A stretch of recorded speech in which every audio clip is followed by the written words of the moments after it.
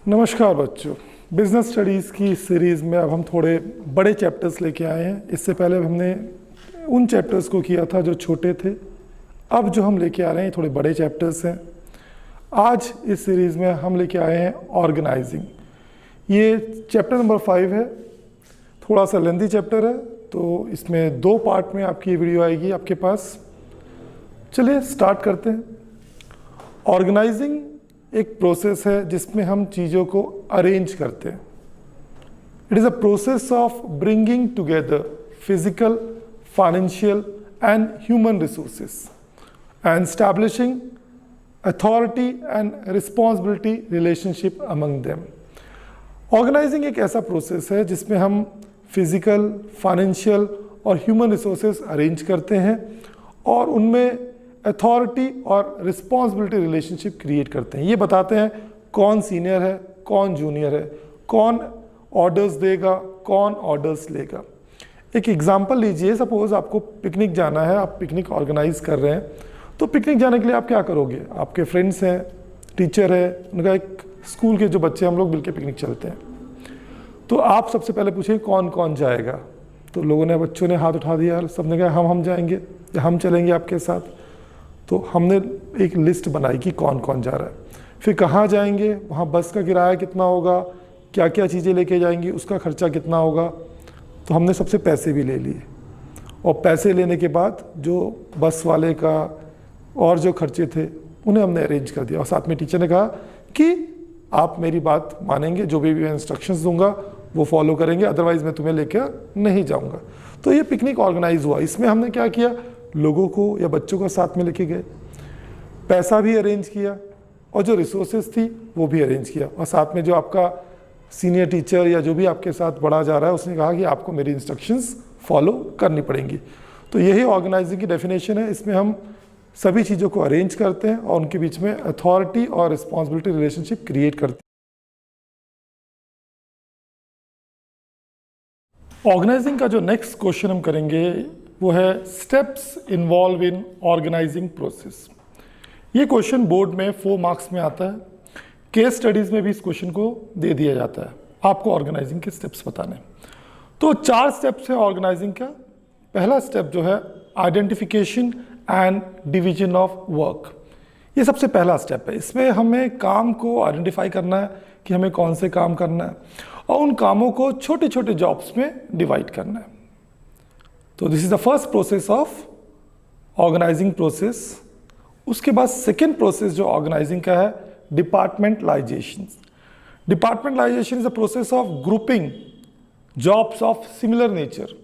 वो सभी वर्क जो आपने काम को बांटा छोटे छोटे जॉब्स में, जो एक जैसे काम थे, एक नेचर के काम थे, उन्हें इकट्ठा करके आपने एक ग्रुप करके एक डिपार्टमेंट बना दिया।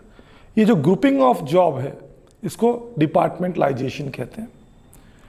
अब पहला स्टेप, आपने काम को आइडेंटिफाई कर लिया, डिवाइड कर दिया, जो सिमिलर नेचर का वर्क था उसे इकट्ठा करके एक डिपार्टमेंट बना दिया।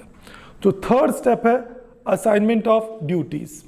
जो आपने डिपार्टमेंट बनाया है उस डिपार्टमेंट में आप किसी को हेड बनाओगे, डिपार्टमेंटल हेड बनेगा जिसे उस डिपार्टमेंट की रिस्पॉन्सिबिलिटी दी जाएगी। फिर उस डिपार्टमेंट में जो भी वर्कर्स होंगे उन्हें कोई भी टास्क या उनकी जो भी ड्यूटीज़ हैं वो उन्हें बता दी जाएंगी कि आपको क्या करना है। तो इस प्रोसेस में हम आपको जितने भी डिपार्टमेंट के एम्प्लॉयज़ हैं उन्हें काम या ड्यूटीज़ असाइन कर देते हैं। और लास्ट स्टेप है establishing reporting relationship. Just allocating work is not enough. आपने सिर्फ काम दे दिया, इससे काम नहीं चलेगा। काम दिया है तो साथ साथ में ये भी बताना पड़ेगा कि आप में इस डिपार्टमेंट में कौन हेड है, कौन जूनियर है, कौन ऑर्डर देगा, कौन ऑर्डर लेगा, आप किसके प्रति रिस्पॉन्सिबल हैं। तो ये जो अथॉरिटी रिस्पॉन्सिबिलिटी रिलेशनशिप है, इसमें आपको अथॉरिटी रिस्पॉन्सिबिलिटी की रिलेशनशिप क्रिएट करनी पड़ेगी। आपको बताना पड़ेगा कि आप किसके प्रति रिस्पॉन्सिबल है और किसके प्रति अकाउंटेबल है। तो ये 4 स्टेप्स है, identification and division of work, departmentalization, assignment of duties और 4th स्टेप है establishing authority and responsibility relationship.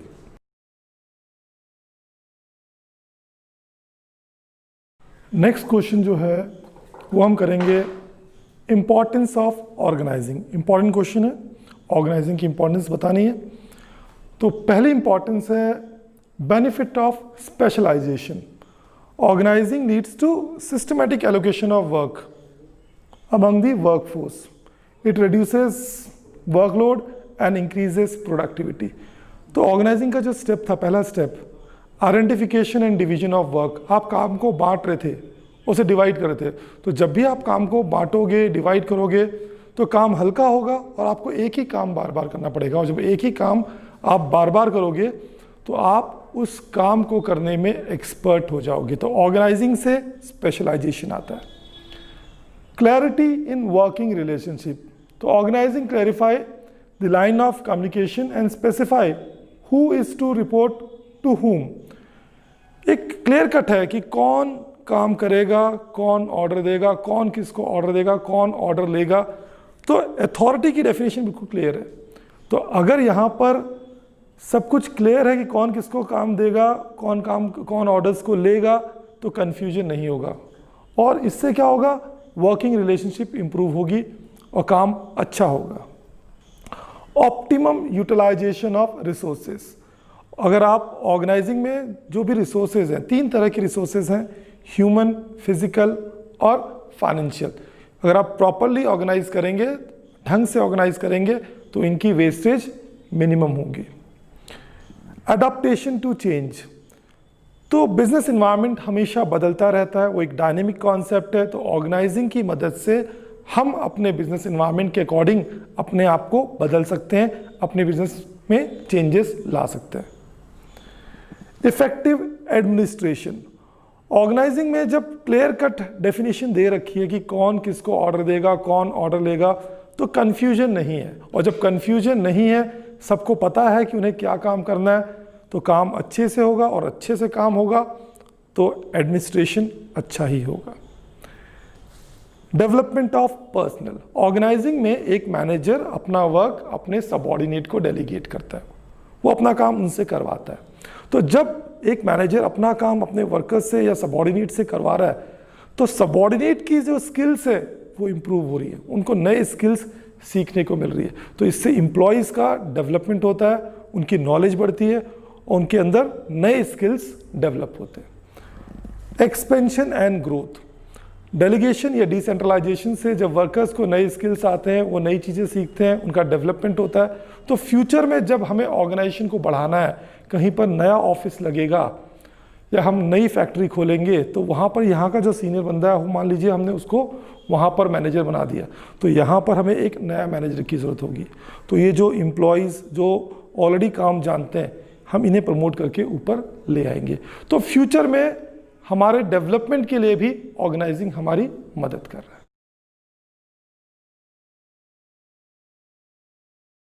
बेटा नेक्स्ट क्वेश्चन जो हम करेंगे वो होगा ऑर्गेनाइजेशनल स्ट्रक्चर।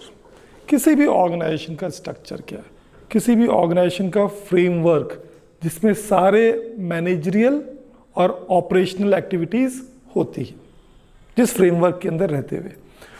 तो देखिए, it refers to the framework within which managerial and operational task are to be perform. तो किसी भी ऑर्गेनाइजेशन में जनरली 2 तरह के ऑर्गेनाइजेशनल स्ट्रक्चर्स होते हैं। पहला है functional organizational structure. When departments are created in any organization on the basis of major functions performed. किसी भी ऑर्गेनाइजेशन में जो डिपार्टमेंटलाइजेशन वाला फंक्शन था, जो सेकंड स्टेप था डिपार्टमेंटलाइजेशन, अगर आप किसी भी ऑर्गेनाइजेशन में डिपार्टमेंट्स बना रहे हैं और वो department according to the functions बन रहे हैं, क्या फंक्शंस होते हैं, production, marketing, finance, research and development. अगर आपकी ऑर्गेनाइजेशन में जो भी डिपार्टमेंट बन रहे हैं अकॉर्डिंग टू दी फंक्शंस बन रहे हैं, तो उस ऑर्गेनाइजेशन का जो ऑर्गेनाइजेशनल स्ट्रक्चर होगा उसे हम कहेंगे फंक्शनल ऑर्गेनाइजेशनल स्ट्रक्चर। दूसरा क्या है, दूसरा है divisional organizational structure. When departments are created in any organization on the basis of their product line or on the basis of their products, such organizational structure is known as divisional organizational structure. तो किसी भी organisation में अगर हम department बनाएंगे वो उनके product के अकॉर्डिंग बनेंगे, प्रोडक्ट के अकॉर्डिंग हम डिपार्टमेंट बनाएंगे तो उस ऑर्गेनाइजेशनल स्ट्रक्चर को हम डिविजनल ऑर्गेनाइजेशनल स्ट्रक्चर कहेंगे।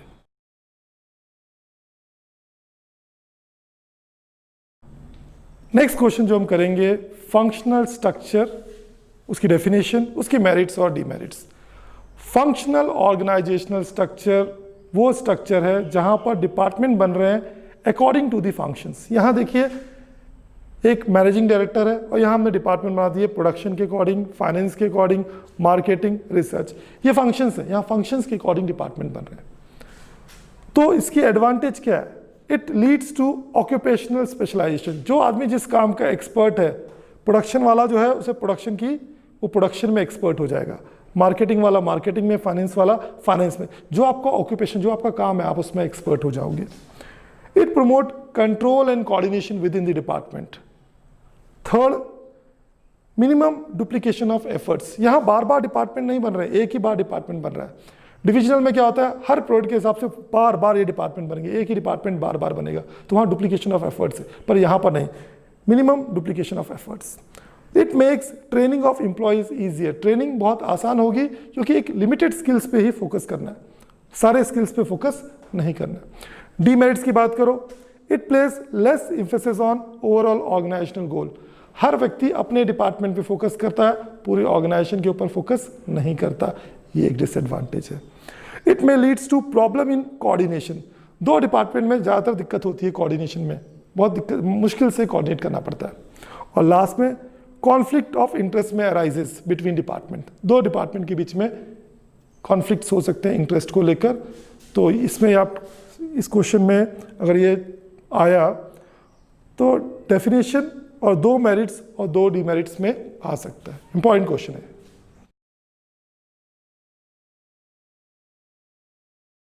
ये क्वेश्चन है बेटा, what do mean by divisional organizational structure, right down its merits and demerits.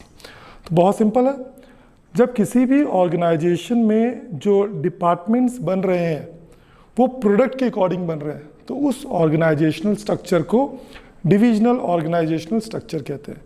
When departments are created in the organization on the basis of product manufactured, such type of organizational structure is known as divisional organizational structure. For example, मान लीजिए Samsung company को मान लेते हैं। Samsung company में एक managing director है, तो एक डिपार्टमेंट हम बना देंगे LED TV department, production marketing finance अलग से उसके अंदर बनेगा।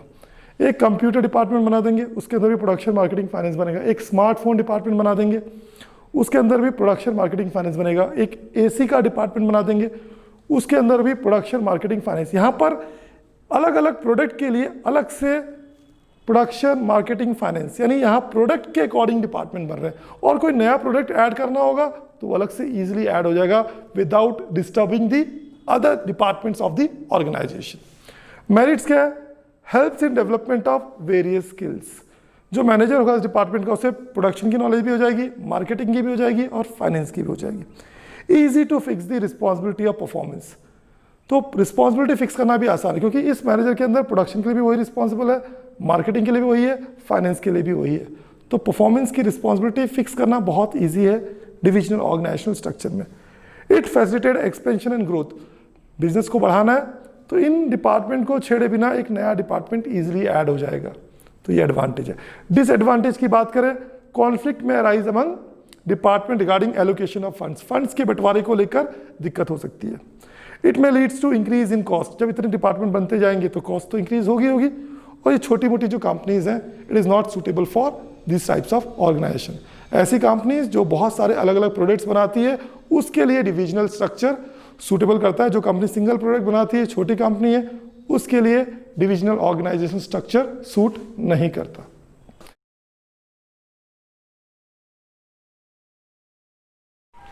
नेक्स्ट क्वेश्चन हम करेंगे, differentiate between functional and divisional structure.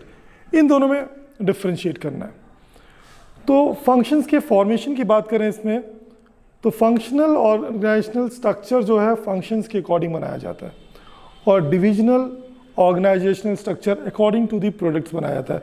तो ये formation on the basis of functions है, वहाँ जो फॉर्मेशन है on the basis of product है। स्पेशलाइजेशन या फंक्शनल स्पेशलाइजेशन है, और डिविजनल में प्रोडक्ट स्पेशलाइजेशन है। रिस्पॉन्सिबिलिटी, फंक्शनल ऑर्गेनाइजेशनल स्ट्रक्चर में रिस्पॉन्सिबिलिटी फिक्स करना बहुत डिफिकल्ट है, सब लोग एक दूसरे के ऊपर शिफ्ट करते हैं। लेकिन डिविजनल के अंदर एक प्रोडक्ट के तीनों चीज़, मार्केटिंग, फाइनेंस, सब कुछ एक बंदे के कंट्रोल के अंदर है, तो वहाँ पे रिस्पॉन्सिबिलिटी फिक्स करना ईजी है।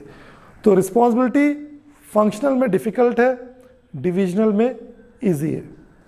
मैनेजरियल डेवलपमेंट, यहाँ पर अलग अलग फंक्शंस के अलग अलग डिपार्टमेंट है, तो हर मैनेजर को सिर्फ अपने एक फंक्शन की ही नॉलेज होगी।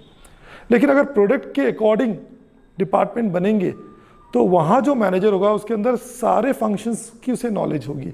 तो अगर मैनेजरियल डेवलपमेंट की बात करूँ तो फंक्शनल स्ट्रक्चर में less scope for managerial development है, और डिविजनल ऑर्गेनाइजेशनल स्ट्रक्चर में मोर स्कोप फॉर मैनेजरियल डेवलपमेंट है। कॉस्ट, डिपार्टमेंट फंक्शंस के अकॉर्डिंग बन रहे हैं तो एक ही बार बन रहे हैं, तो ये इकोनॉमिकल है। वहाँ हर प्रोडक्ट के लिए दोबारा बार बार डिपार्टमेंट बन रहे हैं तो वो कॉस्टली है। कोऑर्डिनेशन, अलग अलग डिपार्टमेंट में कोऑर्डिनेशन करने में दिक्कत आती है, तो यहाँ कोऑर्डिनेशन करने में दिक्कत आएगी। वहाँ सारे डिपार्टमेंट एक प्रोडक्ट के एक ही के अंडर में है तो वहाँ कोऑर्डिनेशन करना आसान है। तो ये डिफरेंशिएट वाला क्वेश्चन भी आ सकता है फंक्शनल और डिविजनल ऑर्गेनाइजेशनल स्ट्रक्चर के बीच में।